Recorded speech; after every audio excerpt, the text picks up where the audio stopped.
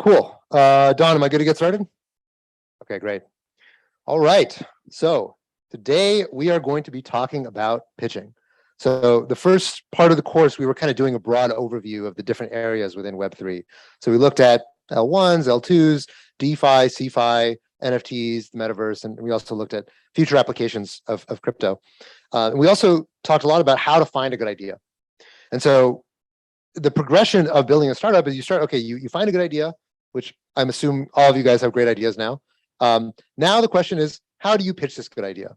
A large part of being successful as a startup founder is not just about having a great idea, but also knowing how to present that idea in a way that's going to get other people excited about what you're doing. Now, this is going to be primarily focused on pitching as a form of fundraising, but there's also a form of pitching to potential employees, to potential partners.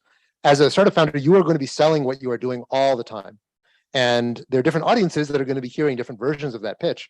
But knowing how to pitch effectively is extremely important. And it's not just in startups, in all areas of life. So I'm going to be breaking down the pitching process into 4 parts. The first is what you do before the meeting, before you ever stand in front of an investor and really pitch your startup. The second is preparing your deck and your materials. So what is the actual collateral that you need in order to pitch effectively? Third, the process of pitching, which we'll be getting into in some detail. And then finally, pulling around together. So once you've done all your pitches, what is the right way to orchestrate the round so that you maximize your chance of having a great fundraise? Okay. So this is going to be, again, I want this to be interactive. If you guys have questions, just raise your hand or bring something over the line if you're online, and I'd be happy to stop and answer questions along the way. So, and Shayu, please stop me if we've got questions online. Cool. So let's start with before the meeting. So before the meeting ever starts, the first and best thing that you can do is don't have the fundraising conversation be the first interaction with an investor. So if you have the opportunity to do so, the best thing to do is before you even decide, hey, I have got a startup, I'm ready to pitch, start building relationships with investors. And it can be just like, look, hey, I'm just out here, I'm thinking about ideas. I want to kind of touch base with different people who are thinking about this area, especially if they're people who are thinking a lot about the area that you plan to build a startup in. It's a great way to initialize a relationship without having to come in totally cold. If you can, you always want to get a warm intro. Okay, a warm intro means you are getting introduced by somebody who the investor already knows. So that can be somebody they've worked with, it can be somebody who's a co-investor with them, it can be a founder that they've backed, it can even just be a friend who they think highly of. But you're almost always going to have a much higher conversion rate with pretty much anybody in the industry if you're coming in through a warm introduction. Now, as a crypto investor, crypto investors rarely take cold meetings, meaning that there's been no prior contact, they don't know you, they've never heard of you, and you just show up in their inbox and try to get some time on their calendar. It's possible, but especially in crypto is just such a noisy industry. It's full of bad actors, it's full of bullshit artists. And so trying to get past the noise for a crypto investor is more difficult than it is for most investors in Silicon Valley. And so you should be mindful of that. If you have some social proof that you can levy to get on the radar of an investor, that's going to go a really long way. So that social proof might be, hey, I'm a Berkeley student, or hey, I worked with this other, I did an internship at this great company, or I did blah, blah, blah, whatever it is, right? Having some at least indication of social proof is going to make it easier for you to get in the door and get on the radar of somebody who you want to get in front of. So just to give you a sense, this is what my cold email inbox looks like, okay? There's a bunch of crap in here. Like a lot of this is very low signal. It's mostly spam. And when I say spam, I mean people just blasting out somebody on a giant email list. So it's gonna be very hard for me to find you in here. If literally there's no other context than just a headline and all these random numbers that just show up in the different things that I'm getting, there's just no way I can read through all of this, right? I get this kind of stuff every single day, but I also get email from people I know and people who I'm connected to and people who are already vetted, people who I already have some connectivity to in my network.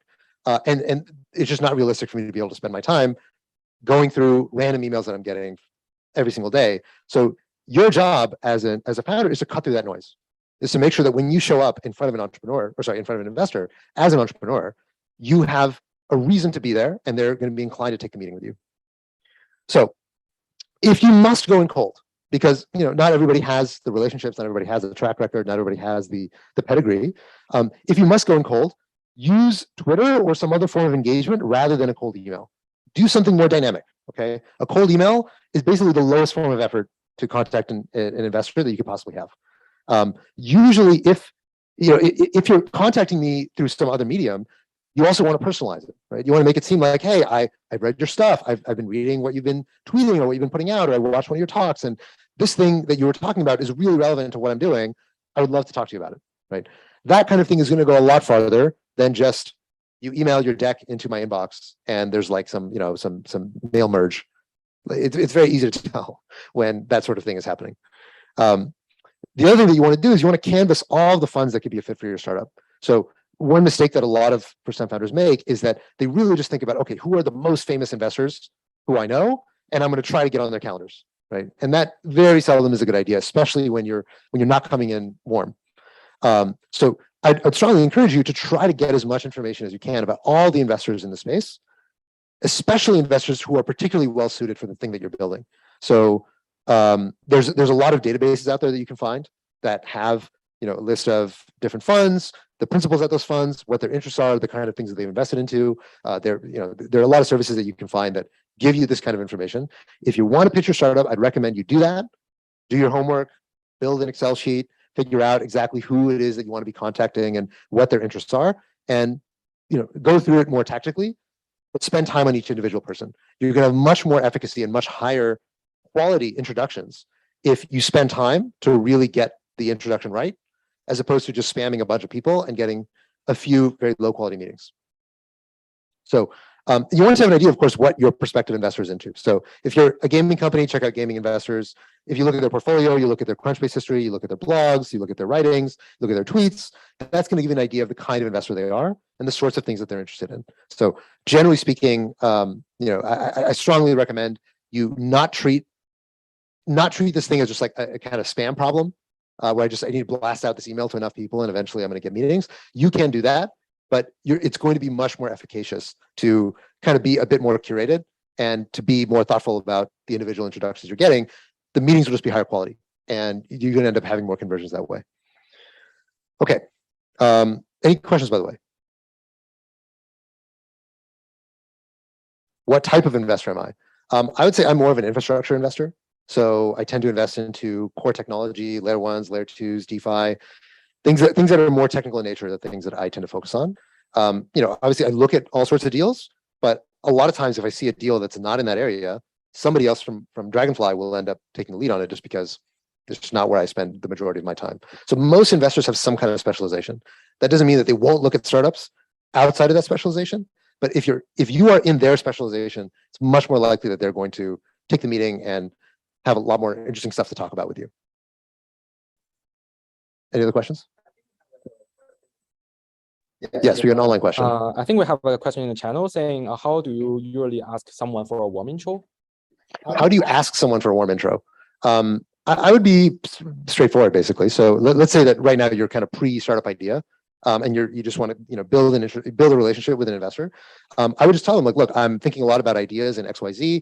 I know that such and such investor person has a lot of great thoughts about area XYZ. I'd love it if you could intro me. Here's a blurb. So one thing that I always recommend if you are asking for an introduction is to provide a blurb. And a blurb is just basically, here's like a paragraph that you can copy and paste to basically introduce me. And that blurb should be short. It should not be like overly gushing or, like you don't need to play yourself up. Just be very concrete, the way that a third-party person who's writing about you would summarize who you are, your accomplishments, and why it'd be interesting to talk to you.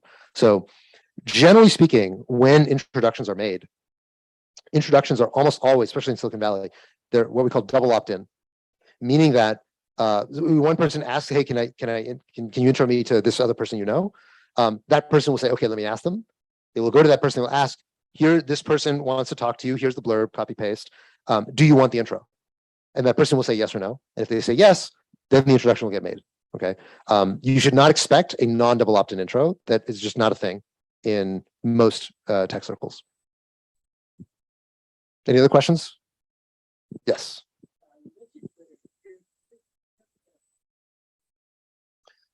So the question is, do my Twitter DMs get a lot less spam than my email? Yes, but my Twitter DMs definitely still get a lot of spam. So my email, because Dragonfly's just been out there for so long that like I've just gotten onto so many of these random lists that people just parse through. So there's just a lot of garbage that ends up in my email inbox. My Twitter inbox is less noisy, but there's still a lot of noise in there. So, and it's no guarantee that somebody's going to reply to a cold DM either. It really depends on, is there enough signal there? Most investors, especially investors who've been doing this for a while, they're just very busy.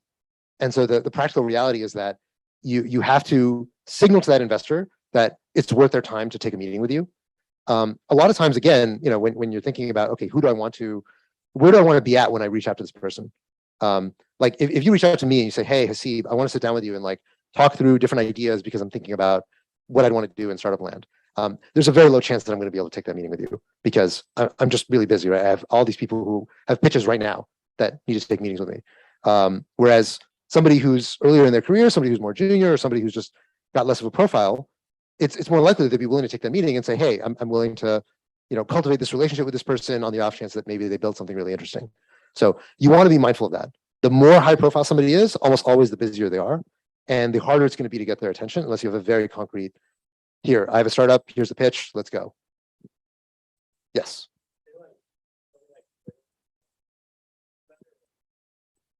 The question is, would Twitter, which is less professional, be better, or LinkedIn? LinkedIn is a big anti-pattern in Web3. I don't know anybody whose LinkedIn is less noisy than their Twitter. So it's true that Twitter is less professional, but Web3 is kind of less professional. Yeah, LinkedIn, I very, very seldom end up taking meetings off LinkedIn for founders. It just tends not to happen. So any other questions? Okay. Oh, yes, we got another one.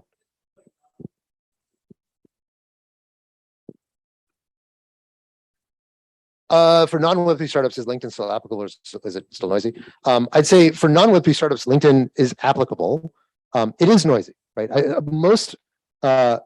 Pretty much every high-profile investor that I know, their LinkedIn is just like a wasteland. So most investors will not read cold DMs on LinkedIn, right? So if you're talking to like a principal or an associate, somebody who's more junior in their career, it's more likely you're going to get a response over LinkedIn. But if you write any of the investors that you've heard of over LinkedIn, there's a zero chance they're going to get back to you. So you should, again, as a default, expect that the only way that you're going to get in front of a high-profile investor is through a warm intro. There's 99% of the time, that's the way that people end up on my calendar, is through a warm introduction. Very, very, very seldomly do cold emails end up making it onto my calendar. And again, it's not because, like, if the cold email is good enough, it's high signal enough, and I realize, okay, this is an important person I need to meet, then I'll do it. But the practical reality is, like, my calendar is full, like, all the time. I'm just always very, very busy.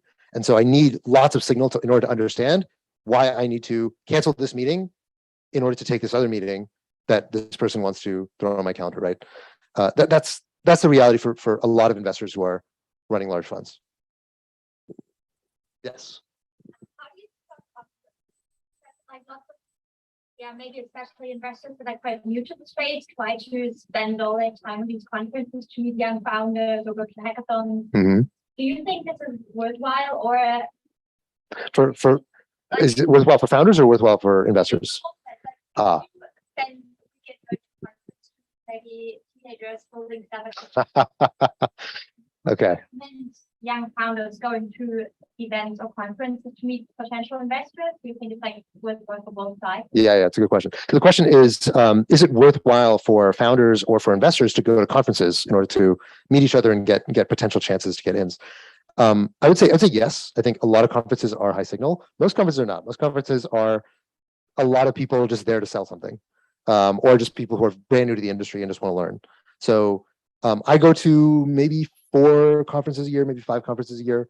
A lot of times, I mean, again, so my experience is probably atypical for most people who go to conferences. For me, I know so many people that when I go to a conference, mostly I'm just catching up with people I already know. I'm not going there just hoping to meet someone and say, oh, okay, what might happen. Occasionally I will, because somebody will say, oh, you should meet this person, and I meet somebody. But earlier in my career as an investor, absolutely, I would go to a conference and just by serendipity, I would run into somebody, I would meet somebody, and you run across a new startup. So there is a lot of serendipity to conferences for both investors and for founders. But going to a conference is not a plan, right? Your plan cannot be, okay, I'm going to go to this conference and that's how I'm going to fundraise. right? Because it's very random where and how you're going to end up in front of people. So I encourage you to do it, and I think there's a lot of value to going to conferences, but they are a bit luck of the draw how your conference experience is going to end up and who you're going to end up talking to. Yeah, another question.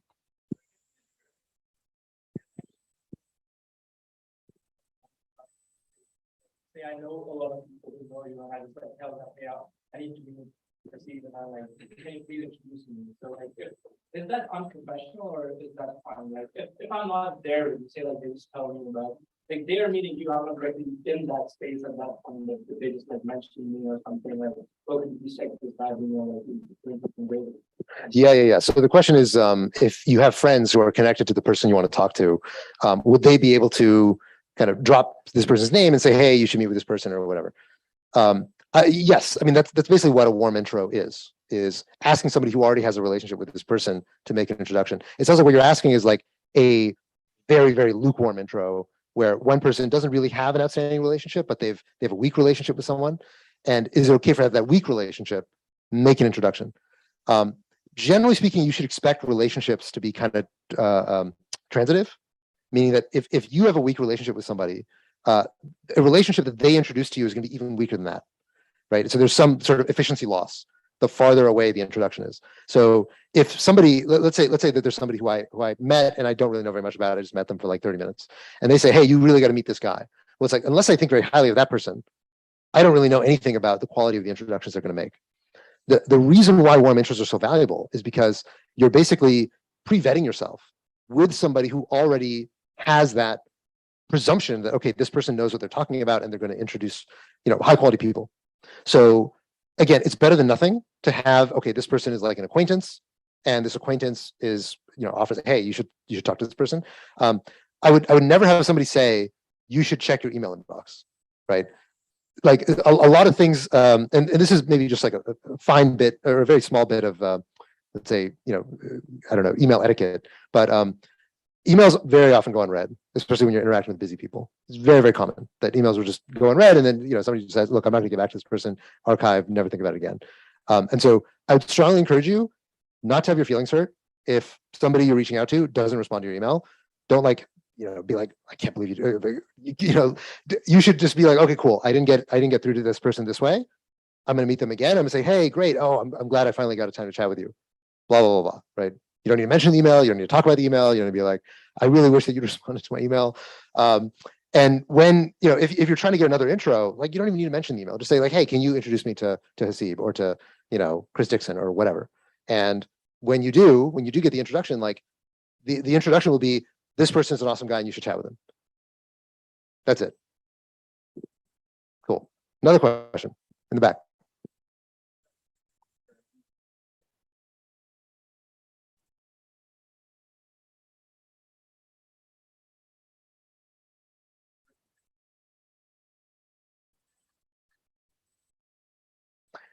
Yeah, so the question is this situation ever reversed, that as a VC, I'm like going and trying to chase or trying to get an introduction to a founder all the time?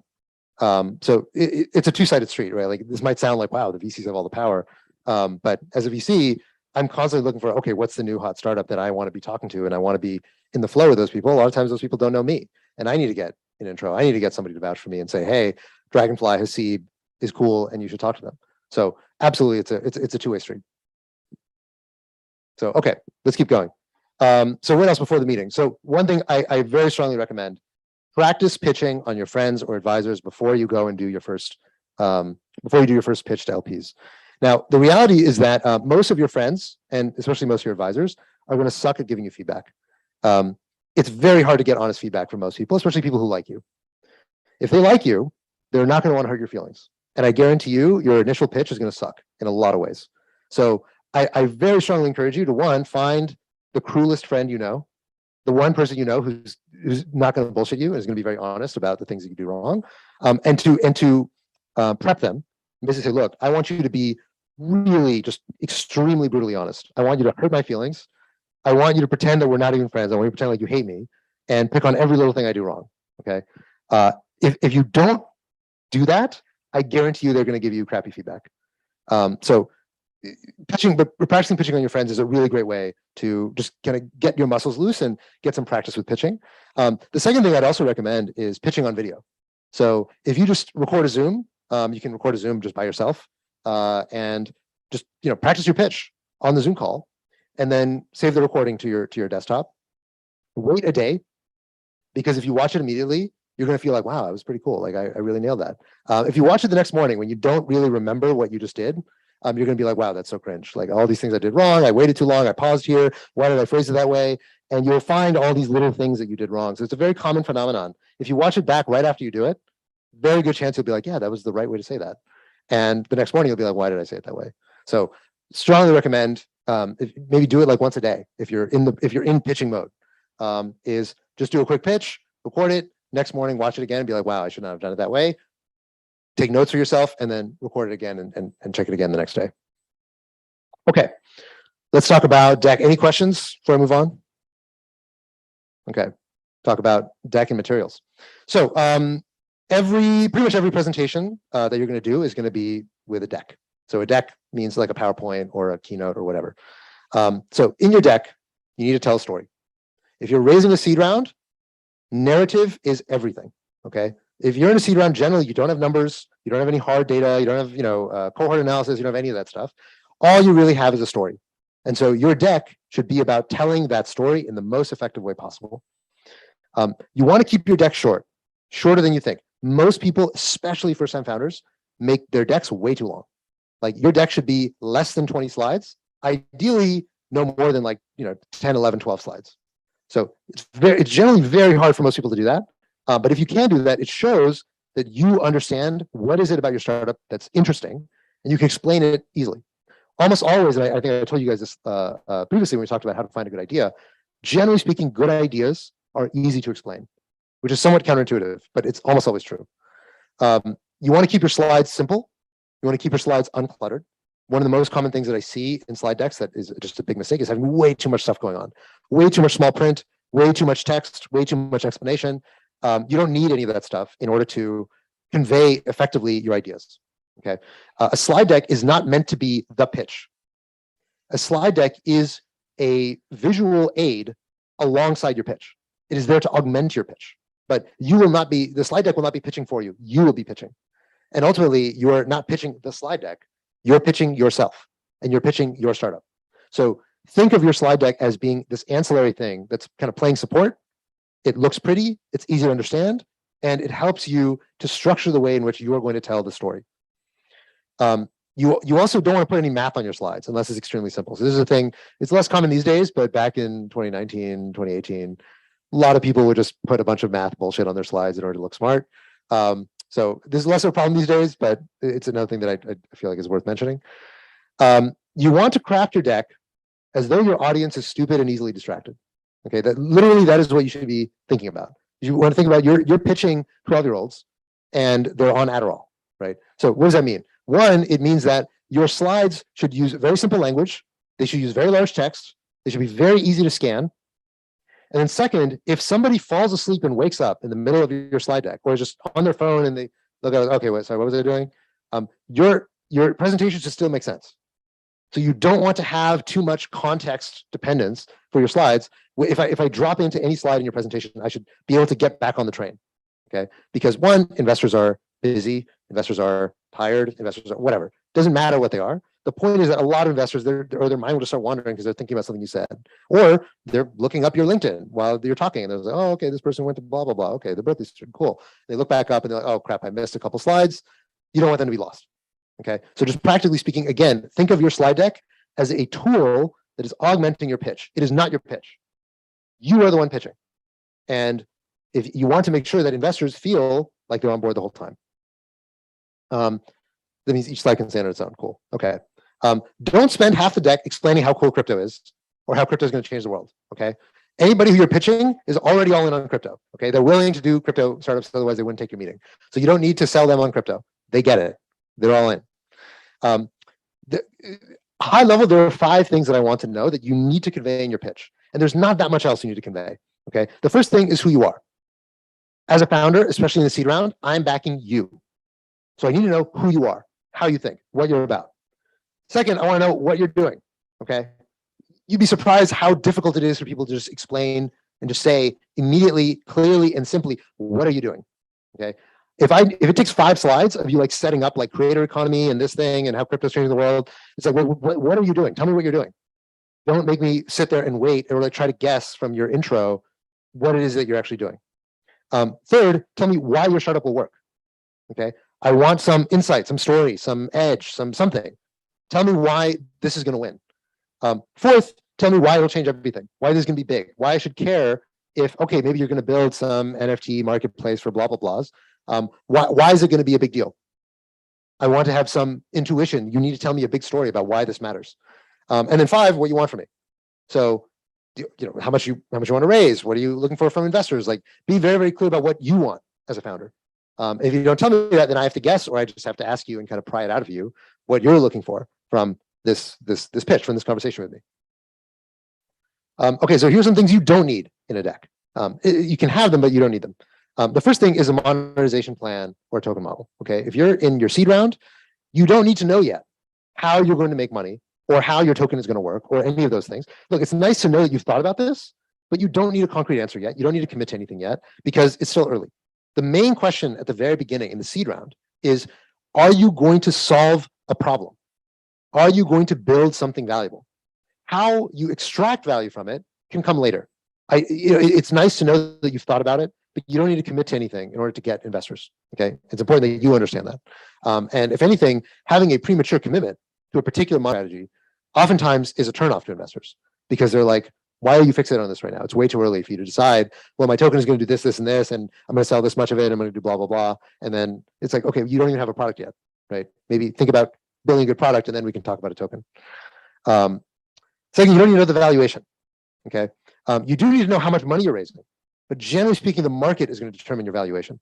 So again, it's okay if you have a number in mind and you want to anchor investors for that number, or you want to suggest that number, or you've already been in the market for a while and you kind of know what the range is for valuation that you're looking at. But when you first present your slide deck, you don't need to have, I'm looking for a $20 million valuation or whatever. You don't need to do that. You can if you want to, but it's not necessary. And then finally, a TAM. So TAM, if you remember previously, we talked about TAM, which is total addressable market. Try to size up what is the size of the entire market if I end up winning this whole thing. You don't need to do that necessarily. Okay, it's good if you think about it, but many TAM calculations in crypto are complete bullshit. So it's okay to skip that. And generally speaking, like when I see a TAM calculation in crypto, usually my eyes glaze over and I just wait for you to finish the slide because I don't believe you. Like we don't know. Nobody knows what the TAM of anything in crypto is. The only places where that is not true is it's something where there's a very concrete market, right? So NFT marketplace. Okay, you can see the total trading volume for all NFTs. That's your TAM, right? Or like, okay, I want to build, something that's going to be, nodes for Solana, right? Okay, well, I can figure out how many nodes there are on Solana. You can do a TAM calculation, right? That's a place where the TAM is very obvious and concrete. If you say, I want to build a data marketplace, I want to build a layer 1 and compete with Ethereum. It's like, okay, what's the TAM for that? Don't waste your time, right? It's going to be a pointless exercise. Cool. Finally, use DocSend. Use DocSend, use DocSend, okay? Please use DocSend. Do not email PDFs. It's 2022, okay? Please don't email PDFs. By the way, anyone, probably people don't know what DocSend is. DocSend is a service that allows you to just send a link to someone. They put in their email and then they can see your slide deck. They can't copy it. They can't right-click save it unless you enable that as a functionality. And it allows anybody to very easily view your deck on mobile, in an email, whatever, without having to download a PDF. Like if I don't know you, I will not download your PDF. I work in crypto, okay? This is like 101. You don't download PDFs from strangers. So please do not send around PDFs. Use something like DocSend. If you have a cool demo, include it. If you have a demo and it looks like crap, don't include it, okay? This might come as a surprise, but like a bad demo is worse than no demo. So ask your parents if the demo is good. Like I can't tell you how many times people will be like, oh, I have a demo for you. And then I'm just like, wow, if you had not shown me the demo, I might have invested. Like it's okay for things to be scrappy in the early days, right? Like, it's a seed round. It's okay. The fact that you're showing me this demo means to me that you don't realize how bad this looks. Like now look, if you're building like a software tool and you're a command line thing, it's like, okay, maybe that's kind of neat. But like if usually if your demo sells itself, amazing, awesome. You'll know whether or not your demo is selling itself. But just having a demo for the sake of a demo, I can't tell you how many times you would have done better if you did not include a demo in this pitch. Yeah, user judgment. And then finally, team descriptions. So when you're building a deck, you've got your team and you've got your descriptions there. You want to keep them short and snappy. This is not a scholarship application. Don't gush. Don't write an essay. Don't tell me every thought you've ever had. Like, imagine that you're describing yourself as though you're writing a Forbes article about yourself. Okay, so just like good, 3 sentences, explanation of the important things that you've done or your accomplishments, where you went to school, and that's pretty much it. So a lot of founders, when I see people mess this up, usually either they don't include enough, or they include way too much. And it should feel like a good little snapshot of who you are and why you are impressive. Okay, any questions about decks? Yes. Yeah, so you keep emphasizing, I guess, the distracting nature of the early stages of reaching out to a VC. So I'm wondering, how far along does your product need to be, if at all, like having anything? And then secondly, like, do you need to have a team already around this product, especially if you like don't have a monetization path, right? Or is it okay to go to a VC as a single person? So the question is, how far along do you need to be before you can go talk to VCs? And second, do you need a team, or can you talk to a VC while you're still solo? So there is really no hard and fast rule. The answer, generally speaking, is that you should know what you're going to do. So even if you don't have anything concrete yet, if you know what you're going to do, you can articulate it clearly, and you have a plan of attack about how you're going to build it, that is potentially enough to go talk to a VC. But like there is no general rule, right? A lot of times if you say, look, I want to build like a consumer marketplace for blah, blah, blah, a lot of VCs will say, okay, well, I need you to show me that like you can actually build that. So start with, just give me like a crappy MVP, and then it'll be, okay, cool. You actually know how to build stuff. This shouldn't take you that long if you're a good developer. So it depends a tremendous amount on the product you're building, and just on the kind of attractiveness to a VC of the thing that you're working on. Do you need a team yet? So you definitely don't need to have anyone hired. The expectation when you're raising a seed round is not that you have anybody on staff yet, because you'd be paying them yourself. And people understand you're a student, you can't pay people yourself. Now, that being said, if you have co-founders, what I really want to see is that your co-founders are also all in. I want to see that you're all in. I want to see your co-founders are all in, meaning that people are not like, maybe I'll leave school. It depends on what our valuation is going to be. That to me is like, no, you guys are not serious. You guys are not ready. Now, if the best thing that you can do is say, like, look, I've got these 3 guys who are they're good friends who are also working in industry, and they've all basically committed to me that they're going to quit their jobs and start as soon as we close the seed round. Right? That is a great signal, and that's as good as you're going to get if you don't already have funding. So the expectation is that if you're a high quality startup, that's what it's going to look like. Is I have people who are ready to join, and I can go ahead and put their profiles here, and they said yes to that. They said they're willing to have me put their names and their faces in the deck. If they didn't say yes to that, they're like, no, please don't put my name in there. They're like, okay, how serious is their commitment to saying that they're going to join your startup if you raise a seed round? Yep. Other questions about a deck? Yes, in the back.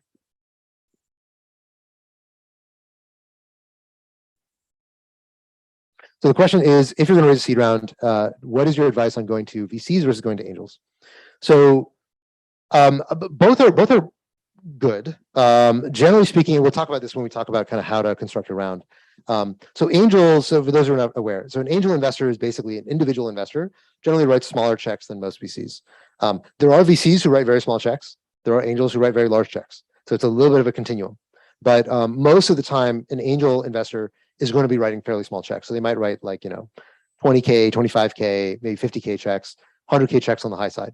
Right. So most angel investors are not going to put your round together, but they're a great first investor to get in the door that can help you then make warm intros to other VCs. So angels are great ways to start your fundraising process, and angels are easier to get in touch with because they tend to be pretty public. They're willing to take meetings. Like they're, a lot of angels are like retired operators or retired ICs or retired founders.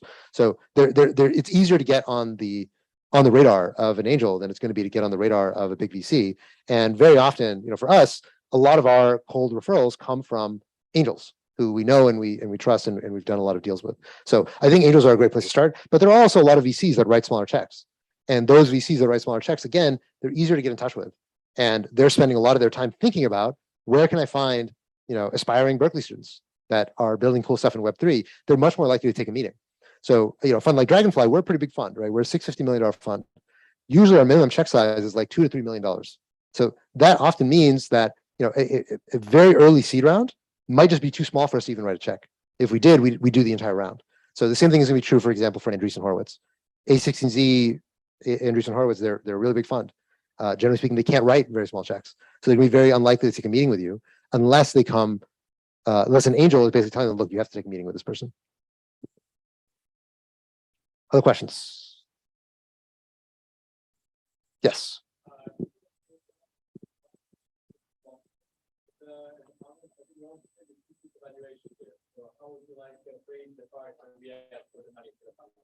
So I'll get to that when I kind of go through an example slide deck, but the answer is that you asked for the particular amount of money you want to raise, right? So you can ask for valuation if you want to, right? There's nothing wrong with doing that. It's just not necessary is the point of that slide. So if you say, like, look, we're looking for this valuation, that's fair game. If you know what you want, you know what you think you can get, cool. Other questions? Okay, let's move on. So if you are constructing a slide deck, I strongly recommend that you follow the 7-slide YC template. Okay, so this is a template that YC has popularized. YC stands for Y Combinator. It's the largest startup accelerator in Silicon Valley. They have this very simple setup where basically you have 7 slides. First one is your introduction, say who you are, just kind of high level. Second, set up the problem. What's the problem you're trying to solve? Third, tell us what's your product, who's your customer. Help us understand what is the exact thing that you're building. Fourth, opportunity. This is often TAM, but it can be more general. Fifth is traction. If you have traction, you might not have traction. Sixth is team, who you are, who's on the team. And then 7th conclusion, just kind of, this can be like, hey, here's what I want to raise, or here's why we're awesome, something like that. So generally speaking, if you're really tight, you can get this whole thing in 7 slides. Now, again, most startups are not exactly 7 slides, like 10, 11, 12, maybe. But you almost certainly want to keep it on the lower side than you would otherwise think. So anytime that somebody asks me for feedback on a deck, pretty much always I'm cutting slides. I can't think of a single time that I've net added slides when somebody sent me a deck. So, and we'll go through this 7-slide template. At the end, I'll give you an example deck, and I'll kind of walk you through what a pitch might look like. Okay, let's talk through pitching. So now you've got your deck. You've gotten in touch with investors. You've lined up calendar meetings, and now it's time to start pitching. So how do you pitch effectively? So first, if you are pitching, do not just read through your deck. Okay, this is the most common mistake that people make, especially when they're first-time founders, is they just say, "Great, finally we got to sit down. Let's start at slide 1. Blah blah blah blah blah blah blah blah. Slide 2. Blah blah blah blah blah." Just reading your deck. Okay, you do not want to do that. The deck is there as a visual aid. It's there to amplify what you are saying, what you are talking about, what you are doing. But as an investor, when I'm talking to you, I don't you send me your deck. Usually you'll send them their deck beforehand, but you don't have to. But oftentimes people do send the deck beforehand and say, hey, you can take a look at this, and then we can chat. And oftentimes, pretty much always, you'll send the deck afterwards if you haven't sent it before. So I can read the deck on my own time, right? The reason why I'm taking this meeting with you is that I want to get to know you. I want to understand how you think. I want to size you up as a founder. And so the most important thing that you are doing in this meeting is not narrating your deck. The most important thing that you are doing is you're showing me who you are, how you think, and how you're going to build your startup. Okay. I'm backing you. I'm not backing your pitch deck, and blah blah blah. Okay, it's not a script. The other thing I'd say is that if you're walking through your deck, feel free to skip slides, run through it quickly, ignore the deck, like just go off on a tangent. Like it's fine. Allow the conversation to go where the conversation is going to go. Okay, so if an investor is really fixated on one particular thing, cut the deck or move forward to the place where that addresses the thing that they're talking about. Don't feel like you are being hewn in to the structure of your deck. Okay, again, your deck is there as a guide, as a skeleton. You don't need to follow it. Okay? There's nothing that says that you have to go slide by slide through your deck. It's important to remember that the point of your pitch is to persuade the investor. That's the point of the pitch. The point of the pitch is not to get through your slide deck. Okay, getting through your slide deck does not accomplish anything. It's persuading the investor that accomplishes things. And if you see that investor is really interested in one particular aspect, then that's what you want to make your pitch meeting about. Okay. The other thing I'd say when you're pitching is don't try to impress me with technical jargon, right? This is a very strong temptation for a lot of founders, is to just get super technical, start throwing out big words, use terms that I've never heard before, and just kind of show me that you're so much smarter than me. Okay, this is very common in emerging technologies. People love to be obtuse and overcomplicated, try to dazzle investors. Okay, this does not work. It just doesn't work. It works on basically stupid investors. All right, people who are basically like, look, I know so little. This person seems to know a lot. I will give them money. Okay, these are not the kind of investors that you want to partner with. Generally speaking, high quality investors will expect you to be able to explain these ideas in a simple way. And if you can't do that, I'm going to assume that you can't explain them to your customers. You can't explain them to your employees. You can't explain them to anybody else you will ever work with. So if you can't do it to me, how are you going to do it to everybody else you need to explain this stuff to? Okay. If you use charts or diagrams in your deck, make them simple, make them easy to understand at a glance. Okay. This very, very, very common mistake that I see in slide decks that have charts is that I need to sit there and like read what is going on in this chart. I need to like think about this chart. If I'm thinking about your chart, I'm not listening to you. Okay. Which means that this has failed as a visual aid to you persuading me. Right. Instead, I'm just trying to decipher your chart. So if your chart is not simple, just kill it or find a way to make it simple. Okay. I should not need, basically the primary charts in your slide deck should be of the form number go up. If it's something more complex than number go up, probably I'm gonna have to sit there and like really stare and think, which means I'm not listening to you. Okay. So you want to make your pitch as lucid and clear as possible. Don't try to impress me, teach me. Okay. Teach me about your startup, teach me about your sector, about your ideas, about what you believe. That's what I want to know when I'm taking a pitch from you. And then lastly, sell your vision. Sound excited. I mean, this seems really obvious, but I take a lot of pitches where people are just, they sound as bored as I am.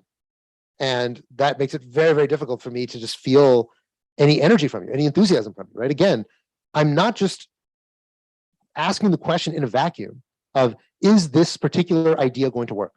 I'm also asking the question, is this the founder who's going to sell it? Who's going to sell it to their customers, to their users, to their developers, to their employees?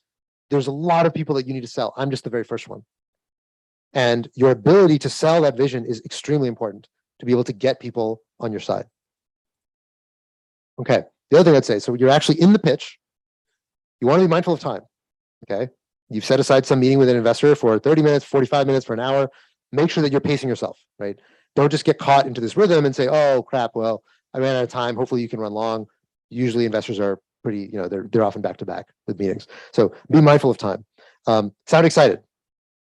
Might seem obvious. Be intentional about it. Try to sound extra excited. The other thing I would say is that in a pitch, you should also ask me questions. I'm qualifying you, but you should qualify me too. For two reasons. One is that you should actually want to know more about who I am and how I think. But second, curiosity and choosiness about your investors will find that to be a sign of confidence, a sign of strength. It's a sign that you're somebody who gets to choose your investors. If you don't ask any questions, then I'm going to assume that you don't care about anything about me. And if you don't care about anything about me, that kind of means like, okay, you must not have a lot of options if you don't even care what kind of investor I am. So that being said, it's not this positive thing, but it's just one signal among many signals that shows, same thing if you're in a job interview, right? If you're in a job interview, you're not asking any questions at the end of your job interview, your interviewer is going to assume that you must not have a whole lot of options, right? Whereas if you had 5 offers and you're taking this last interview, then you're going to be like, okay, well, tell me about, is this a good place to work? What's the work-life balance? Tell me about, what are the hard problems I'm going to be working on if I work here? You're going to be qualifying them, right? When I'm dealing with an entrepreneur who has a lot of options, that's what it looks like. They're qualifying me. So you should try to do the same thing when you're interacting with investors. It conveys strength and confidence, and also teaches you more about the other person who's sitting across from you. Get to know me. Plumb what I think about the world. And the best deals ultimately get done between people who like each other. So it's not just a matter of, are you able to convince me that your startup is going to win? It's also like, are we able to forge a connection? Are we able to get excited about something together? And the best deals are ultimately done that way. Okay, I'm going to pause there. Any questions about this element of the pitch?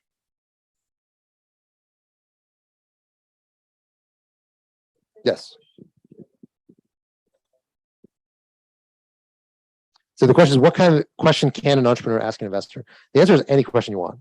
I mean, is there a particular kind of question that you're not certain whether it's kosher?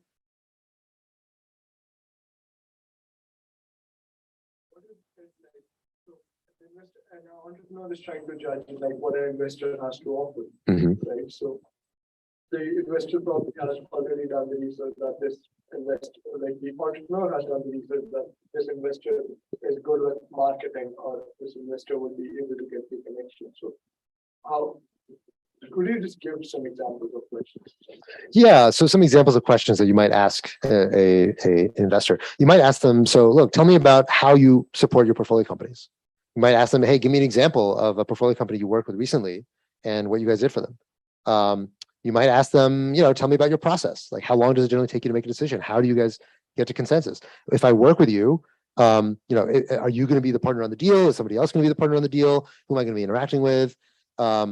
You could just ask them, tell me about your thesis about, gaming, or tell me your thesis about, staking as a service or whatever, just so that you can just get a better understanding of how they see the world that you're in, right? All these things I think it depends on what you care about. If you don't care about any of these things, you don't need to ask those questions. But if you think that's going to help inform how you think about this investor, then I would encourage you to ask them.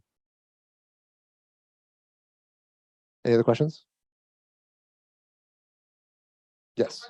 There's a question on Zoom asking, like when doing like a general pitching to an investor, is it better to do it on Zoom or for the first go around, or is it on the meeting? So for the first meeting, is it better to be on Zoom or is it better to be in person? That's the question. Every single time, it's better to do in person than in Zoom. Zoom, I mean, like, we're monkeys. Okay, we like to see other monkeys. Seeing like a two-dimensional thing while staring at a piece of machinery is just not as personal. Doesn't matter as much. People are going to get more distracted. They're not going to feel as much of a connection. So again, if you assume that the best deals get done between people who like each other, much easier to be liked and to like someone if you meet them in person. So if you can, go meet investors in person. I mean, you guys are in the Bay Area. A lot of investors are here in the Bay Area. So if you can, meet them in person. But of course, at this point, everybody who's an investor is a Zoom investor. So if you can't meet them in person, it's no big deal. Find a time with them on Zoom. There's another question you mentioned that like 7 slides are ideal, and then also mentioned that some startups have like 10 slides. Why do they have like more than 10? Okay. The question is, why do some slide decks have more than 7 slides? The answer is that there's more to explain, right? Or there's, generally speaking, there's more important or useful content in there that needs to set up what this person is doing. So, for example, let's say you're building an interoperability network. Okay, there's a lot of details in there that investors need to understand about what you're doing, how it's different from other competitors. One of the things that I didn't mention there is like competitor analysis. I think that kind of thing is actually very useful to have in a slide deck. A lot of seed round slide decks are not going to have that because it's too early to be able to say anything about how you're going to be different from other competitors. So there are a lot of things like that I think are useful. And sometimes you just need more to set up the story. And that's okay. That's why there's some flex in that number. But you don't want to be getting up to like 20, 30 slides if you can avoid it.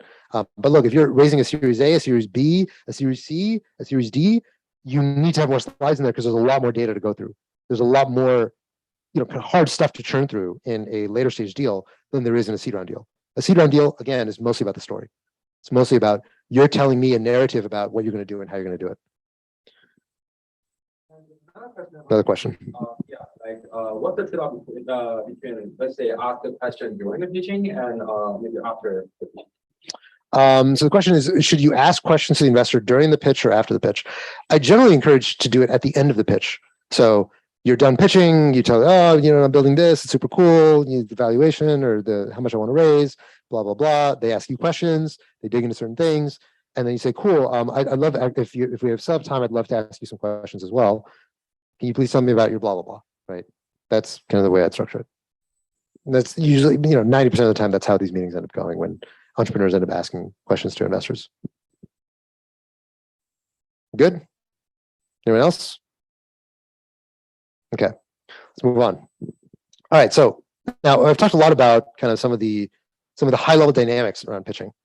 But one of the most basic parts of pitching is, of course, literally just talking. How should you talk in a pitch? And this is going to be really basic, but also very universal. Okay. The first thing when you're pitching is speak slowly. Speak slower than you think you should. Enunciate. Okay. This is a very common thing that first-time founders do not do. They speak really fast, they feel really nervous, and they're talking about this, they're kind of tripping over themselves. And this just makes it it loses some of the gravity of what your pitch should feel like. Your pitch should feel important. You should feel important. The problem you're working on should feel important. And if you slow down and you enunciate, it's going to feel more like that. Okay. Generally speaking, a lot of people, when they're nervous, they end up speaking quickly. So you want to intentionally think about slowing yourself down and speaking more slowly, taking more pauses, and giving what you're saying room to breathe. Second, make eye contact. Okay. This should be obvious. When you're in person, of course, it's, eye contact is eye contact. I hope I don't need to explain eye contact. But even on Zoom, a lot of the pitch meetings you're going to make are going to be on Zoom. When you're on Zoom, I strongly encourage you to not have other things in front of you that your eyes are darting around. Okay. It makes you, even if I know that you're taking notes, or I know that you're looking at other things on your screen or whatever, it just makes it feel like you're distracted. It makes it feel like you're not looking at me. You're not engaging with me. And so I strongly encourage you, if you're taking a Zoom call, to put whatever your visual aid is near where your camera is on your screen, and just keep looking at that. And don't dart your eyes around. Don't make it look like you're distracted or doing other stuff. Okay. So again, even if I know 90% likelihood you're mostly fixated on this conversation, it still makes you just lose a little bit of marginal connection if you're not making eye contact or simulating eye contact. If you're going to make jokes, do it with confidence. Okay. You don't have to make jokes. Don't feel the need to make jokes in a pitch. Most jokes I get in pitches are terrible. But if you're going to make a joke, own it. Be confident when you do it. Don't be like, ah, ha, ha. That kind of stuff. It's just, it's not good. So it's okay to bring some humor into a pitch, but you want to look like you own it. Kill your likes and your ums. Okay. Again, this very, very, very common thing, especially with young founders. Ums and likes are the death of confidence. It does not make you sound like you are in command of what you're doing if you are constantly getting stuck and saying ums and saying likes and so ons and these kinds of things. Okay. Now, occasionally it's going to happen. It's normal. But especially when you are reviewing your own pitches, this is one of the things that you want to be looking for. It's very easy to catch these filler words. Anytime that you are going to use a filler word, instead, learn to just be silent. If you do, people will listen. They will wait to hear what you're going to say. Very often, the reason why human beings use filler words is it's a linguistic mechanism to show that you're not done talking. You still have the floor, so to speak. But usually, if you are mid-sentence and you end up pausing, people understand it's still your turn. And it shows confidence to not fill that space with a like or an or another kind of filler word. Every language has this. It's a universal thing. Young people almost always use filler words more than older people.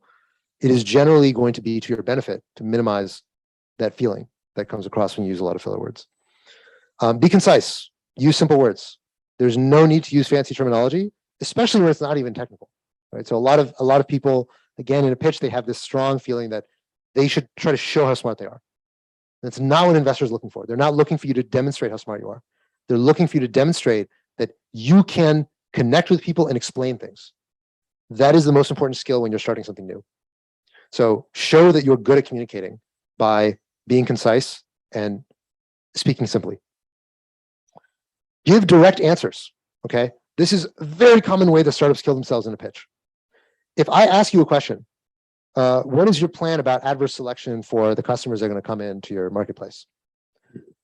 An indirect answer would be like, well, most of the time, I don't think that big people are, there's not going to be a lot of things. And really, it's kind of too early for me to be thinking about that. No, give me a direct answer. What are you going to do about adverse selection? If your answer is, I haven't thought about it yet, that's a direct answer. That's the right answer. The wrong answer is to be evasive. The wrong answer is to say like, well, I think that really reputation services are going to exist by then. They're going to blah, blah, blah. Like, okay, maybe that's the answer. But whatever it is, be direct. Do not evade. Never, ever, ever, ever evade an answer in a pitch meeting. This is the most common way that an investor will look at a founder and say, you are not serious. As a founder, you are going to face problems all the friggin' time. All sorts of things are going to go wrong in your startup. All sorts of things are going to be unexpected surprises that come out of left field and mess things up. Okay. Your job as a founder is to deal with them, to look at them head on, to understand them, and to grapple with them. If you can't do that in a pitch meeting, I have very little confidence you're going to do it out in the real world. So be direct and do not evade questions. The other thing I'd say is speak with descending tonality. This again is a somewhat subtle thing. A lot of people who are not as confident in their speaking, very often they do what's called uptalk. Uptalk is when you're saying something and your sentences end up trailing upward, and it kind of sounds like you're not super confident in what you're saying. This kind of intonation sounds unconfident. It sounds like you're not in control of the room. And so generally speaking, it is better. So uptalk, you can sort of imagine the tonality is kind of doing this. Instead, you want your tonality to do this. You want your tonality to to gently descend as your sentences end. This sounds more confident. Okay. And then lastly, speak from your chest. Okay. I mean, this is like public speaking 101. I'm kind of rehashing a bunch of really basic things, but I think it's worth saying for people who may not have heard this message. Speaking from your chest basically means that you're speaking not from just your head or your throat, which is up here, but instead you're speaking from down here. Okay.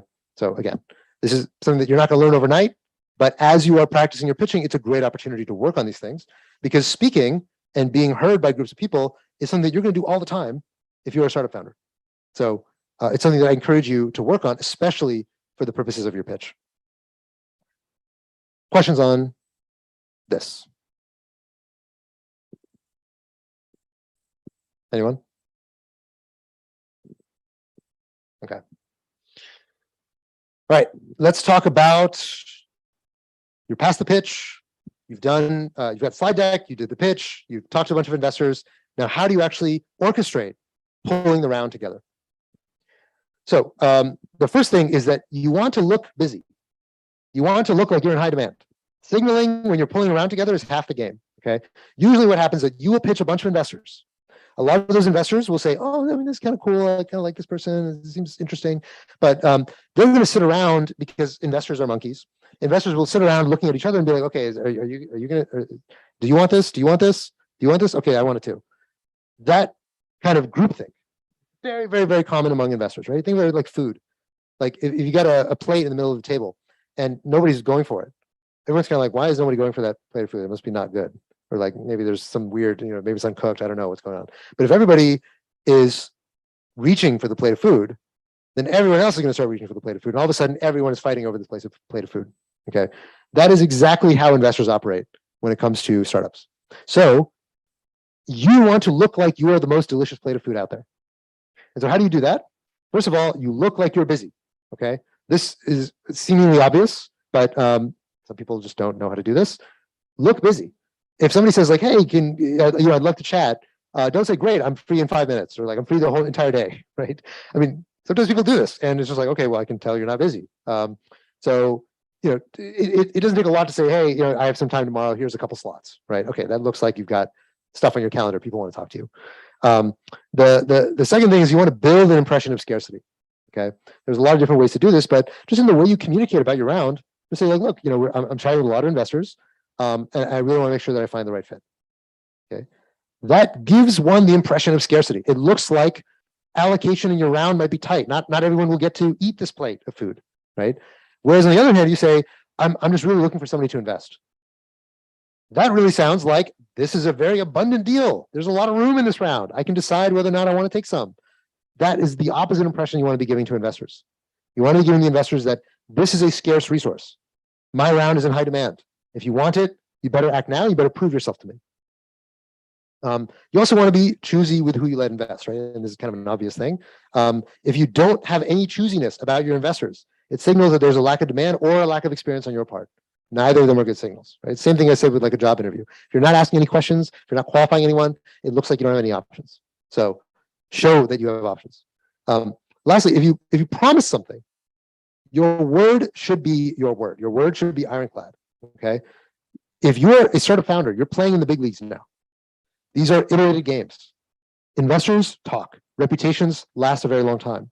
So if you say you are going to do something, you had better do it. And if you don't do it, people will talk about what you did or did not do, and it's going to affect your reputation in the long run. So there are things that you can get away with when you're a student, when you're an employee, when you're a startup founder, and you're playing in the game of raising money from VCs. VCs know each other and they all talk. So you want to be very, very sure that when you say you're going to do something, that you do it. That said, unless you explicitly make a promise or sign a term sheet is a sort of legally non-binding, but kind of gentleman's agreement, quote unquote, binding agreement that this person is going to invest at this valuation. Okay, that's a term sheet. Unless you sign a term sheet or explicitly make a promise, everything is preliminary. Okay, so if somebody says like, "Hey, you're going to let me in your round," right? I was like, "Yeah, I'm gonna see what I can do." That's not a promise. That doesn't mean anything. If you don't let somebody in your round after that, fair game. That's all on you. If they mope and they make a big show about, "Oh my God, you said that you were going to try your best to get me in the round and you didn't." Tough luck. Look, you're grown up. You can handle it. It was a tight round, right? So it's important that you, as a founder, understand the difference between a commitment and you'll try your best.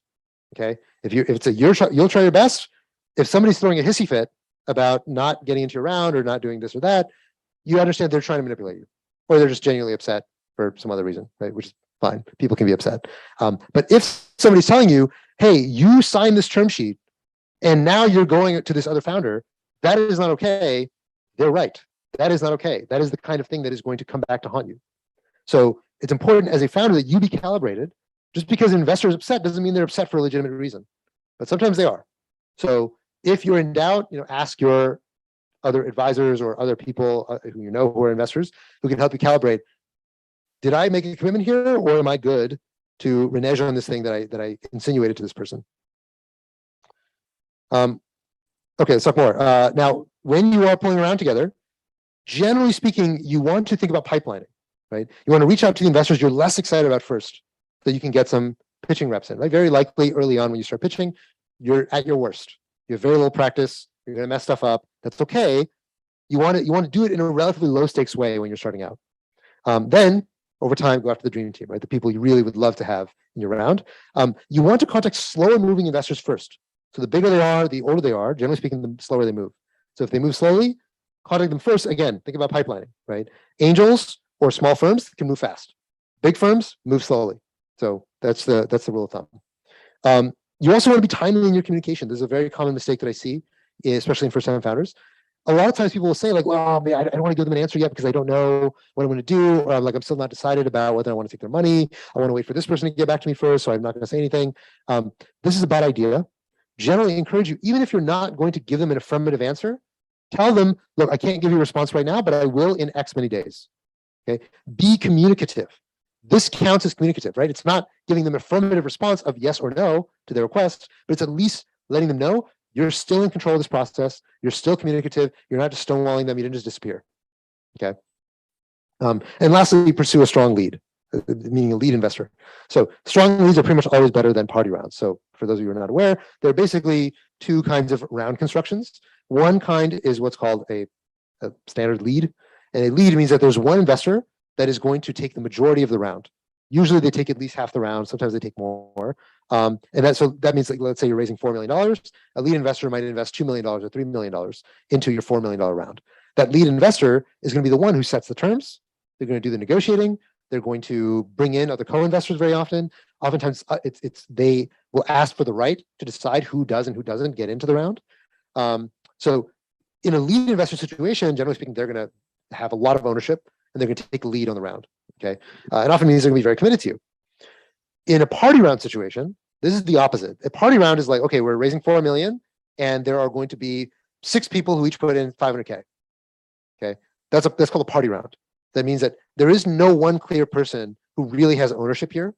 And generally speaking, party rounds are not ideal for founders, because in a party round, it means that the responsibility to support you is diluted among a lot of people.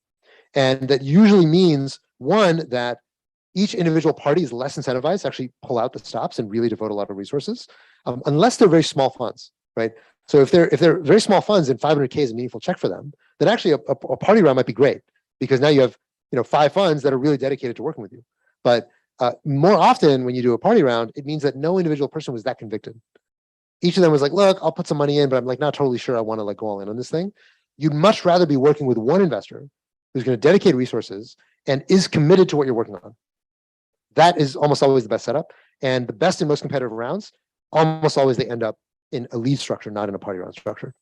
So something to be mindful of as you're thinking about round construction.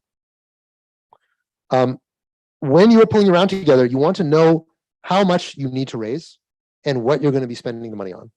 Actually, let me pause just there, because I'm just kind of browsing people's faces. Any questions on what I've mentioned so far about round construction? Yes.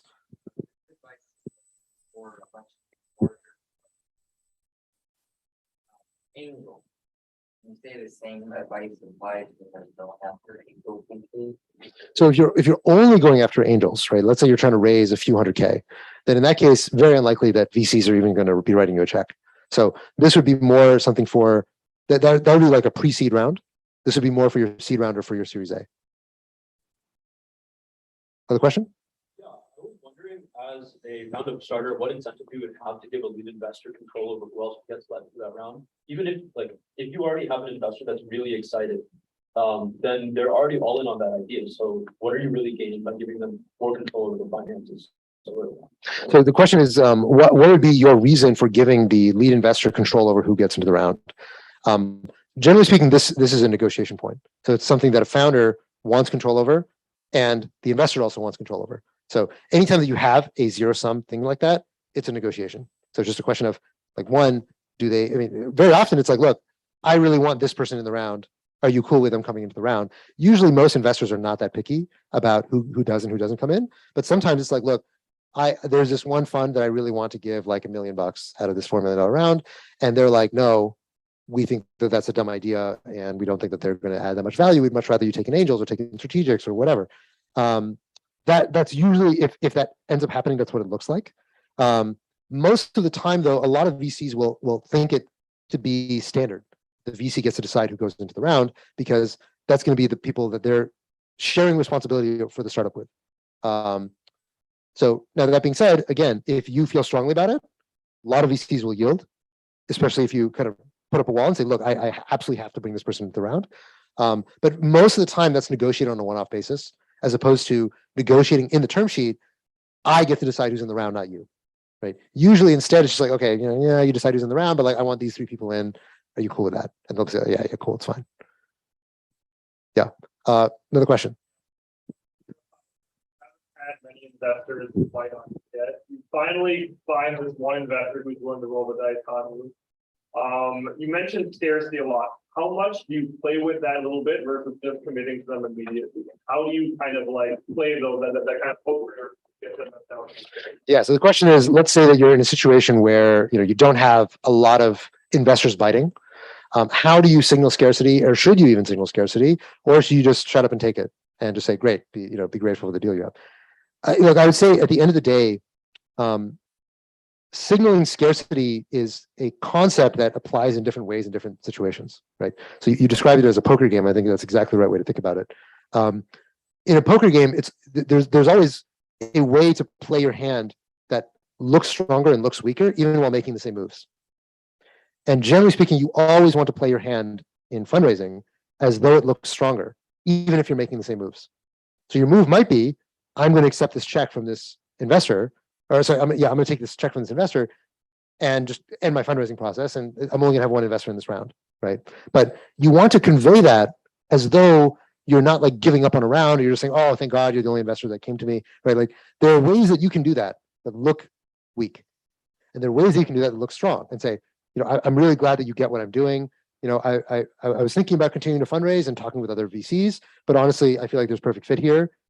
I just want to close this round, work with you, and then, make more proof points before I end up coming back to the market, right? That is a stronger way to play the exact same hand.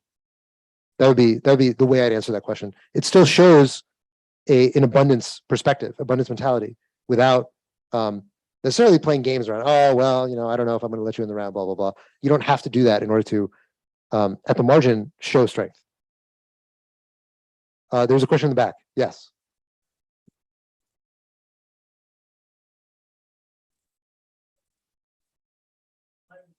say when we do something. So I think the tech industry is like sort of the opposite, where like, when I first started school at Berkeley, like I was told like, when you accept an offer, like it seems a lot. Then I over the past couple of years, like a lot of things sort of like laying off people, like people sort of like reneging more. Is that trend something that you see as similar in the founders or like VC world, or is it mainly in the tech world? Okay, so the question is, in Berkeley, he's heard a lot about the idea that, reneging on offers is a no-no, and like this is kind of a sacred thing to accept an offer. But lately, there have been tech companies that have reneged on offers. And so is that a broader phenomenon that's happening? Is this concept of your word is your word eroding? So two things I'd say about that, well, three things. One is that as an employee, generally speaking, it's less of an iterated game than it is as a founder. Because as an employee, there are just tens of thousands, hundreds of thousands, obviously millions of employees. And so the likelihood that any one thing that you do as an employee is going to come back to haunt you, it might, but it also might not. It's just a big world, right? Whereas as a founder, almost certainly what you do is going to come back to you, because the person who funds you next is going to go back and talk to whoever funded you last and figure out more about what you did, how you acted, etc. The second thing I'd say is that it is absolutely the case that it is a no-no to renege on an offer. That's why it's news, right? If it wasn't, if people just got fired, it's not as much news as offers were reneged on. And generally speaking, it's a very strong pockmark against those companies when they do renege on offers. It's a thing that people don't forget. But the third thing I would say is that that's also a sign of market instability. It's the kind of thing that doesn't normally happen, right? So very famously in Web3, Coinbase reneged on a bunch of offers. Their stock also fell like 90+%. So that company just got absolutely decimated. Sorry, not 90, it's like 85%. So their stock fell 85%. Company got absolutely decimated. That's what caused them to start reneging on offers. It's not a normal thing. It doesn't usually happen in a situation where the market is relatively stable. So, it was not happening at Google. It was not happening at Meta. It was not happening at any of these other major companies. But when things are imploding, people do what they have to do. But it's a very abnormal type situation, even on the employer-employee side. Yep. Other questions? Yes.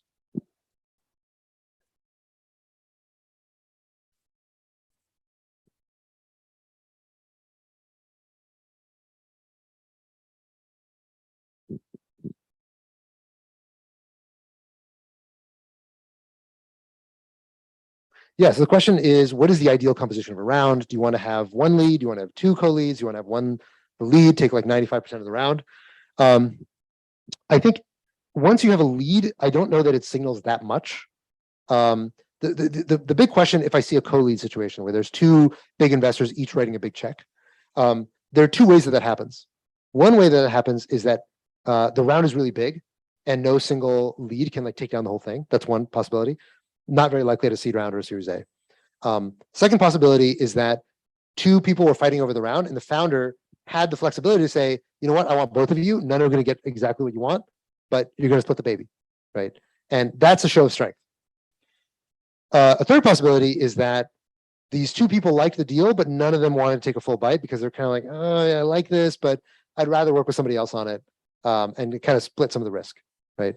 In which case, it's like, okay, that's not a great signal. Now, in the case that you have a single investor taking 95% of the round, that's a bullish signal because it means that this investor is very confident and they really want to get allocation.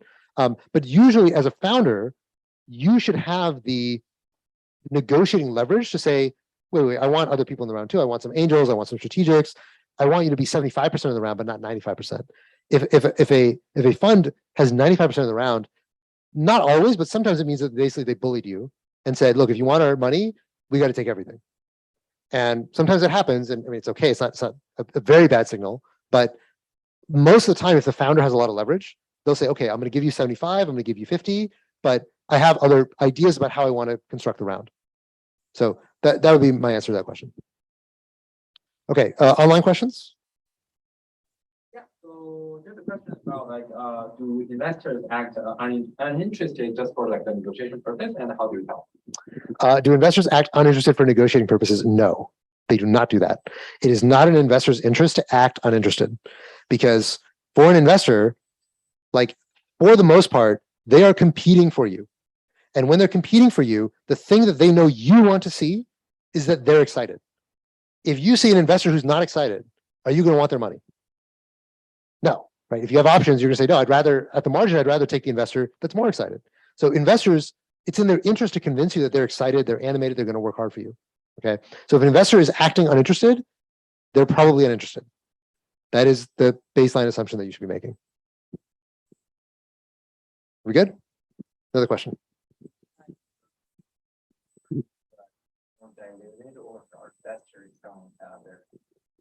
Okay.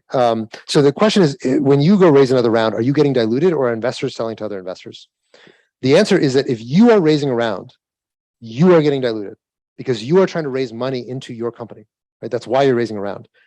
Investors can always sell to other investors. Well, not always. You could put in covenants into the docs that prevent them from doing that without the company's consent. But generally speaking, investors can sell to other investors anytime they want to. And so if they do, that's not a round because the money doesn't go to you. The money goes to the investor who sold. So this kind of thing can be happening in the background as your company is evolving. But you raising a round means that you are raising money for yourself. If your investor wants to sell to another investor, they don't, like, why would you be involved? You don't need to be involved. Like, you're not going to prepare a deck so your investor can sell something to another investor. Who cares? Screw that guy, right? You got to worry about your own company.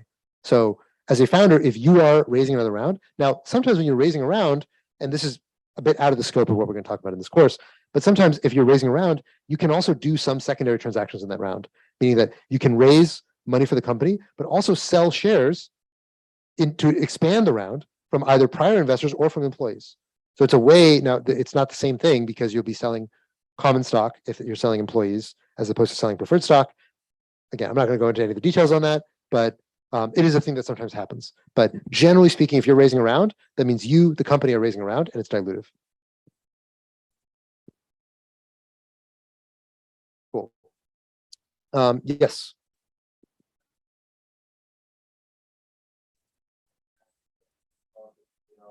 Should I talk to your colleagues who want to talk about today? So how many meetings, but it's 1 30-minute just enough to get that from sheet. Yeah. So the question is, if I'm meeting with a founder, how many meetings does it generally take to get to a term sheet? So it really depends on the stage. Also depends on the firm. If you're meeting with angels, very often angels can make a decision in a single meeting, 1 or 2 meetings. The bigger a firm you're talking to, generally speaking, the more process it's going to take for you to actually get the check. Most of the time, it's not going to take more than 3 meetings. So, like, especially if you're a seed round company, it's not going to take a huge amount of time in terms of getting FaceTime with people. Sometimes if it's a really, really exciting deal, you can get to a term sheet within a single meeting. Most of the time, it's going to be 2 or 3 meetings before you get to a term sheet. So, and of course, that involves some back channeling. It's going to involve, the question also, are you going to need to talk to my team? Very, very seldom, unless your team is, a co-founder duo or something like that. But talking to employees is very rare. It's really only in later stages that you would end up talking to people on the team in order to ascertain some particular question. In the seed round, it's almost always a bet on the founder. And so the principal founder or the CEO is the primary person that's being underwritten. Yes.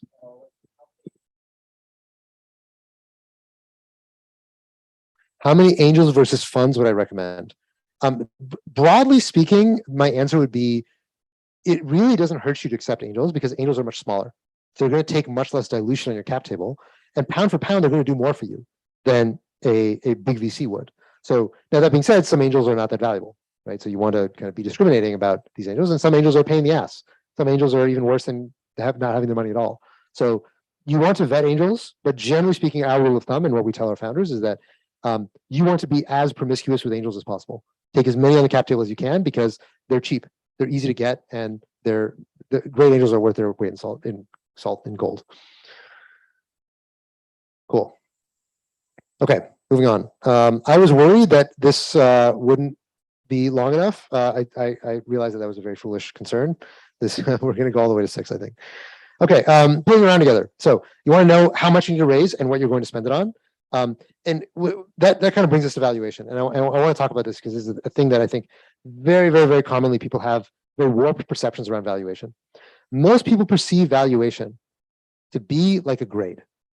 Okay, so if you get a valuation of 15 million, that's like a B. And if you get 20 million, that's an A. And if you get 30 million, that's an A plus, right? And so a lot of first time founders are like, I just want the highest valuation possible. And that is the wrong way to think about it. Okay. Now, what is valuation? Valuation is a number that decides how much dilution you will take for a given amount of money. Okay. So if you say, well, but if I have $30 million, if my valuation for my company is 30 million and I own, 70% of the company at the end of this financing, then I'm worth, $15 million. So great, I just made 15 million by having a really high valuation. That's not how valuation works. Again, remember the very first presentation that I gave, vast majority of startups never exit. Vast majority of startups never exit.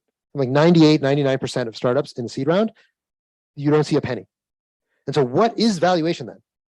If in 99% of cases, you are not going to make any money from this company other than what you get paid as a salary, then what is valuation?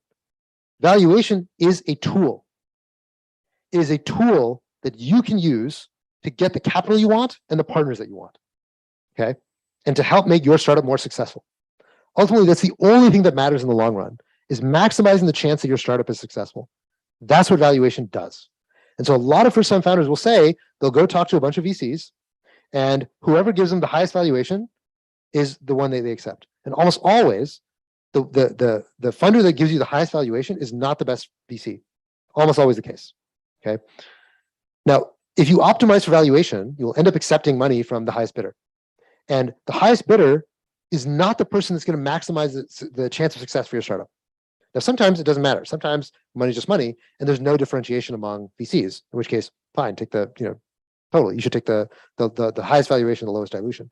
But it is not in general the case, and most of the time, the best partner for you is not necessarily the one that's going to give you the highest valuation. Okay, so understand valuation is a tool. It is not a grade. It is not a measure of success. It is a tool. In most cases, the primary thing you should be thinking about is how do I maximize the chance my startup succeeds? That's it. A startup is like a big, massive out of the money option. And the only thing that you should be thinking about is how do I make this option pay out? That's it. Almost everything else is micro optimization that doesn't actually result in increasing your expected value as a founder. So the one thing you'll notice is that first-time founders very rarely think this way. Almost always first-time founders optimize around valuation. Repeat founders almost never do this. Repeat founders almost always understand that it matters so much more to get the right partners at the table than it does to take slightly less dilution, right? If you have slightly less dilution, if you're raising money at 20 million or it's 25 million instead of 30 million, you might be selling 16% of the company instead of 19% of the company for the same amount of money. How much is that going to affect your bottom line compared to getting great partners, great angels, great strategics into a round and having them be excited and committed to work on what you're working on? The difference can be really, really massive. A lot of first-time founders make this mistake. The other thing I'd say is that once terms are in sight, you need to introduce deadlines and get things moving. Okay, it is your responsibility. Investors will assume that they can wait. If you basically say like, yeah, we're going to do this deal, blah, blah, blah, and you sit around waiting for them to do something, there's a very good chance that nothing happens for a very long time. Investors are lazy. It is up to you, not up to them, to get things closed. Okay. So as the founder, you are in the driver's seat. You need to keep pushing along. You need to keep prodding people to make sure that a handshake deal turns into a term sheet, which turns into signed docs, which turns into money wired. You need to shepherd that whole process. Cool? Okay. Stop there. Questions? Questions? Anything online? Okay, we'll wait till the end. Cool. Okay. So I'm going to end on this. I want to give you guys an example pitch for just kind of showing you. I'm going to kind of move through it quickly, so it's not going to be like a kind of full-throated pitch. Also, we don't have that much time. But just to give you kind of illustrative of what a pitch might look like. So I tried to think about what would be a good start for me to pitch, and I was having trouble thinking about what would be good and illustrative. So I decided to enlist GPT-3 to help me come up with what the startup would be, as well as Stable Diffusion to help me make some illustrations. So this is basically going to be an AI-guided pitch deck for a Web3 startup. So here we go. So I'm presenting to you Datacoin. Datacoin, the thing that we believe is that your data should be your choice. Today, large companies control and abuse their users' data, but Datacoin, our mission is to give that power back to the users. Okay. By the way, all of this is written by GPT-3. I just did very light editing. This is all this is all AI generated. So how does Datacoin work? Remember, next part of the slide deck, we want to explain what am I building. We go straight to that. Okay. So using Datacoin, users are going to be able to monetize their data and control their privacy. And Datacoin is a token that's going to allow users to access that data. That token will be, users will have sovereignty over that data. They'll be able to reward users for sharing their data with the token. And the more data you share, the more tokens you earn. And then we're going to create a marketplace where users can buy and sell their data.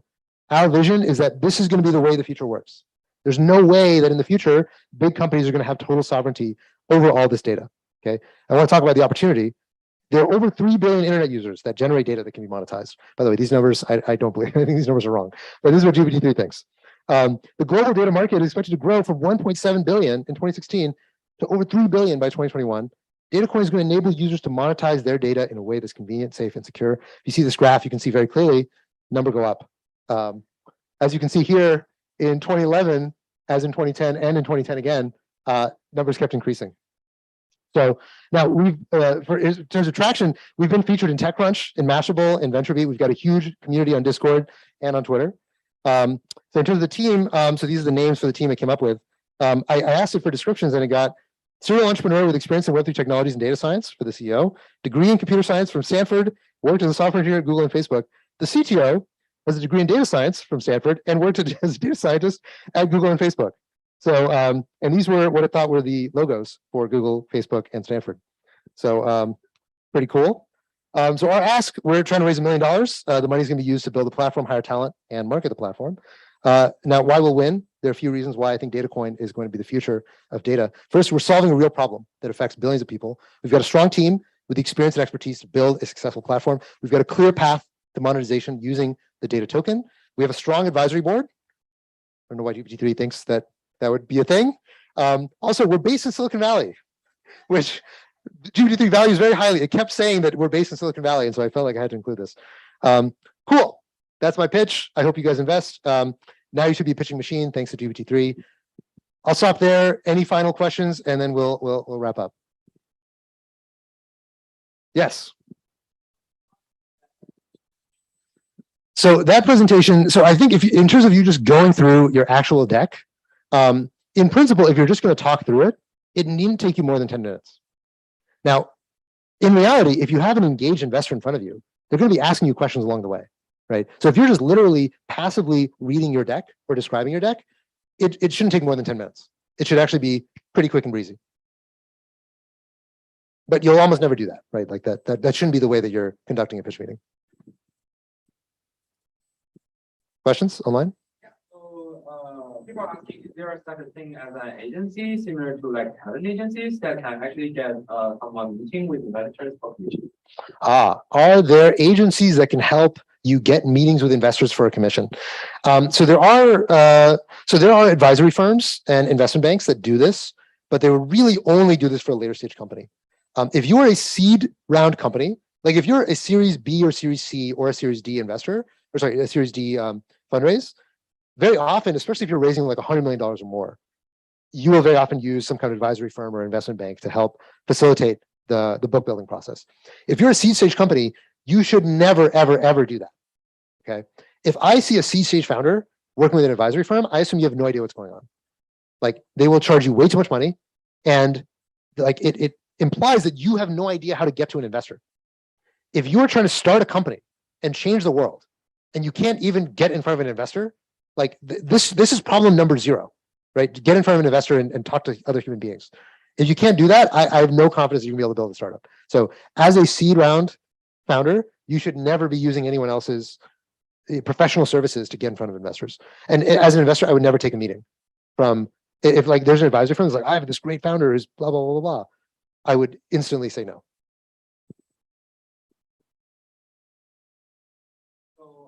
Regarding founding and valuation round, is there ever a case when someone has a fund to manage another software solution? So the question is, in the case that you are in a negotiating situation with multiple funds, is there ever a case where, are you asking if the fund would ask to match the valuation, or would the founder ask?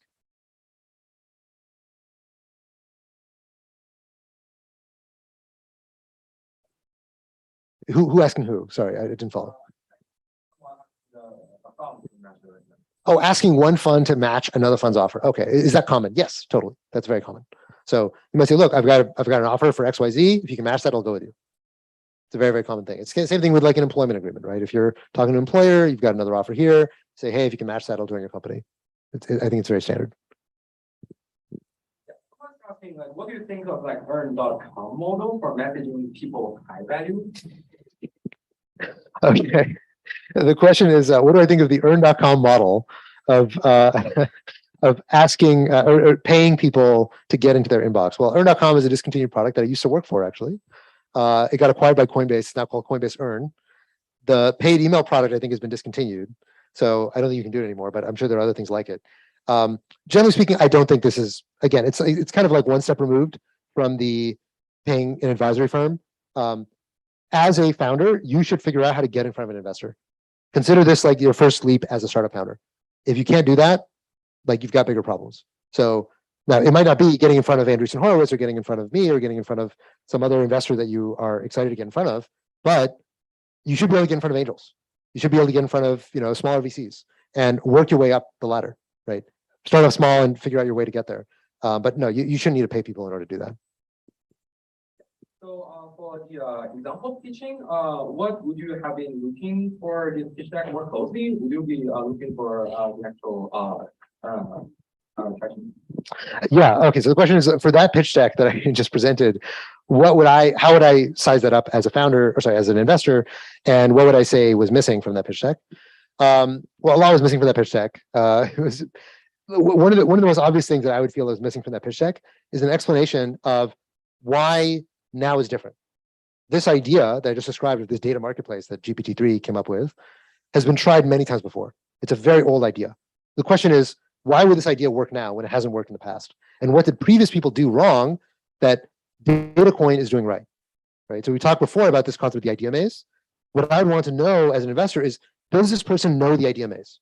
Have they spent enough time thinking about all the different angles of this problem? Right. So, and what I'd want to see in a pitch deck that actually addresses that is being one step ahead, in the sense that the founder that's writing this pitch deck should know this is what the investor is going to be thinking.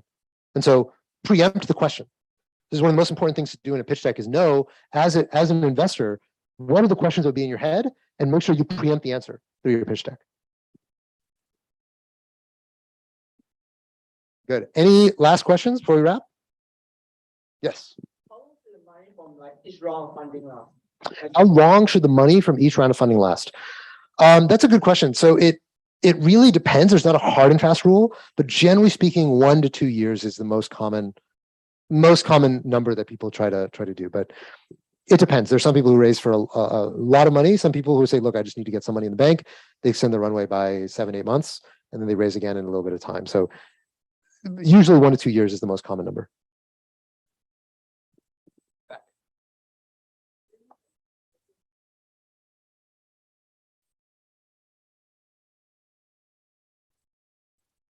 Are there considerations to be aware of if you're pitching to generalist investors versus people who are specialized? Yes, if you're pitching to a generalist investor, you will need to explain a lot more because they don't know as much. And so I think, again, one of the things I didn't talk about, but I think is generally true, is that you want to be catering your pitch to the person you're talking to their background, to their knowledge level, to their excitement about the space. If you know things in particular about them, it's often worth having multiple versions of your deck. So you might have one version of your deck for crypto native VCs, and another version for generalist VCs who probably need more explanation, more scaffolding before you can actually explain the data marketplace concept, or like the token concept, or one of the things that would be very obvious to a crypto VC but would not be obvious to a generalist investor. So those are things you want to be considerate of, but for the most part, your pitch should look very similar. Most of it should be the same. Most of it should not change. Another question.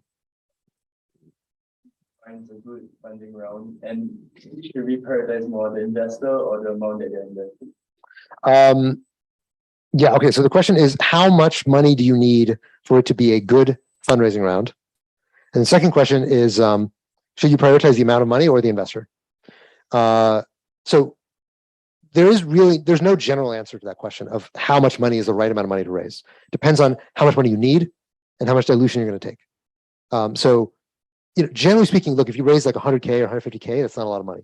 And it's gonna be very hard for you to quit your job, to hire people, to really expend a lot of resources to build something. So that would be an amount of money that I would say is probably too small. But if you're raising $1 million, that's probably the lower bound of what is very reasonable for a certain category of startups. So if you raise $1 million, that's enough for you and a few friends to hack on something for a couple of years and see if maybe you can find something that works.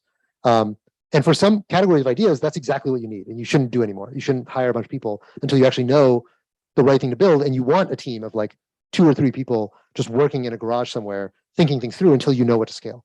But for some startups, you really need to have 5 million in order to get anything off the ground, right? So it depends a lot. There's no hard and fast answer.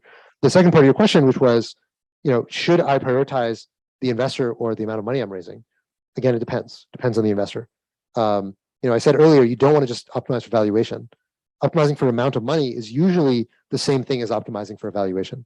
Usually what it means is that somebody wants to buy 15% of your company, and one person is willing to offer more money than another investor is, in which case, instead of raising 3 million, you might raise 4 million. Whether or not the difference in the quality of the investor makes up for the more amount of money you raised is a question that you need to use your own judgment to answer for yourself. But most of the time, early on in a startup, the difference between $3 million and $4 million is not going to be the difference between success and failure. Very, very seldom is it that the extra $1 million was what we needed in order to get to product market fit. But very commonly, not having the right partners at the table, not having the right people to bounce ideas off of, not having somebody who can introduce you to the right customers or the right BD relationships or help you with recruiting or blah, blah, blah, very often that does end up making the impact between you achieving or not achieving product market fit. So now again, if the difference is 1 million versus 5 million, that's a huge difference. If the difference is 2.5 versus 3, that's not a big difference. So, but you have to use your judgment as a founder to decide that. Yep. Yes. So the question is, in what situation would a startup give a board seat to an investor? So generally speaking, a board seat is something that a founder doesn't want to give, and many investors want. Not all investors want board seats, but many of them do. A board seat, so we haven't talked at all about corporate governance, but a board seat basically gives an investor more power over the company. Now, in the seed round, if somebody has a board seat in the seed round, generally speaking, they still don't have control. You have control as a founder. But as you raise your Series A, you raise your Series B, you raise your Series C, almost always when you raise later rounds, you almost always give out a board seat. It's very, very rare you raise a Series B and you don't give a board seat alongside the Series B. So that by the time the company is mature, you are not in control of the company. The plurality of the board has more control, more voting power over the company than you do, meaning that the board often, not always, but often can block decisions, can potentially replace you, can force an IPO or other things like that. So as a founder, generally you don't want that, right? You want to maintain control of the company.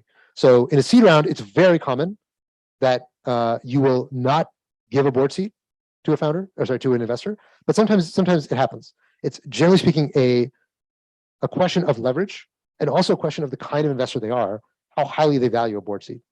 So it always depends, but it's a matter of leverage. Yes, last question. All good. Wanting a board signal that they are really bought into the idea though. So the question is, would an investor owning a board seat mean they're really bought into the idea? Not necessarily. So again, in a seed round, it's relatively uncommon among, let's say, competitive deals for a founder to give away a board seat, because usually founders don't want to give away board seats. So in that case, it's not a sign that the company, like, look, if they don't want a board seat at all, if you say, hey, you have a board seat, and they're like, no, that might signal something weird, right? Like, why are you saying no to my board seat? But most of the time, when a board seat doesn't end up becoming a part of a deal, it's not because of some adverse selection that somebody doesn't want it, right? It's usually that the founder doesn't want it. And oftentimes as well, for a seed round company, if you're talking to a bigger fund, oftentimes for those bigger funds, it's like, look, you're a seed round company. There's a very high chance this fails. And if this fails, I don't want to be involved in the liquidation process of this company, right? Because something like 90% plus of seed round companies fail. And so as a VC, very often, especially if I'm at a bigger fund, I'm going to want to only take board seats at more mature companies that I know are very unlikely to fail, or at least less likely to fail. That way, a board seat is a long-term commitment. It's a fiduciary responsibility. And that means you can't just say, oh, it's not working, I'm going to go focus on something else. You have to see it all the way through as a board member.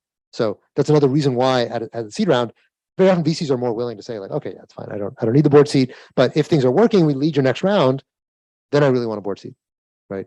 That's a more common type of dynamic.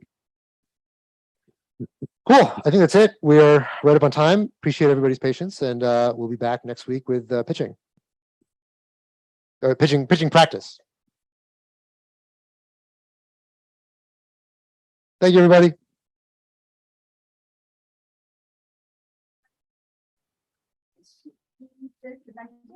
So before the next lecture, please prepare your draft pitch.